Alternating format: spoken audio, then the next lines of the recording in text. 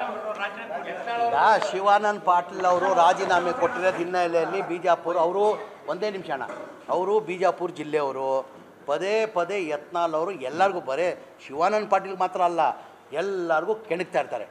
ದಮ್ಮಿದ್ರೆ ತಾಕತ್ತಿದ್ರೆ ದಮ್ಮಿದ್ರೆ ತಾಕತ್ತಿದ್ರೆ ಹೌದು ತಾನೆ.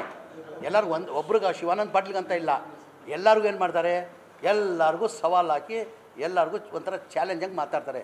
ದಮ್ಮಿದ್ರೆ ತಾಕತ್ತಿದ್ರೆ ರಾಜೀನಾಮೆ ಕೊಡಿ ಬನ್ನಿ ಅಂತ.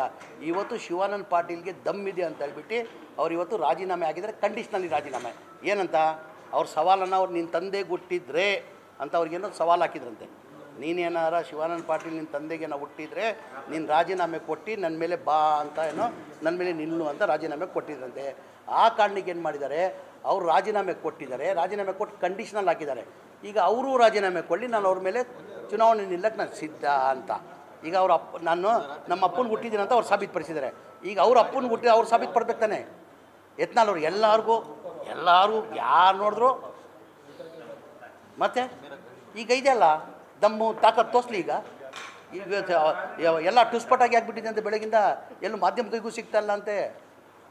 ಹಾಂ ಈಗ ಒಬ್ಬ ಯಾರೋ ಬಂದವರಲ್ಲ ಮುಂದೆ, ಅದು ಮಂತ್ರಿ ಆಗಿಬಿಟ್ಟು ಓಪನ್ ಆಗಿ ರಾಜೀನಾಮೆ ಕೊಟ್ಟಿದ್ದಾರೆ. ಸ್ಪೀಕರ್ಗೆ ರಾಜೀನಾಮೆ ಕೊಟ್ಟು ಏನು ಹೇಳಿದ್ದಾರೆ ಅವರು ನನಗೆ ಸವಾಲು ಹಾಕಿದ್ದಾರೆ. ಸರ್ ನಿನ್ನ ಅಪ್ಪನಿಗೆ ಕೊಟ್ಟಿದ್ದಾರೆ, ನೀನು ರಾಜೀನಾಮೆ ಕೊಡಂತ.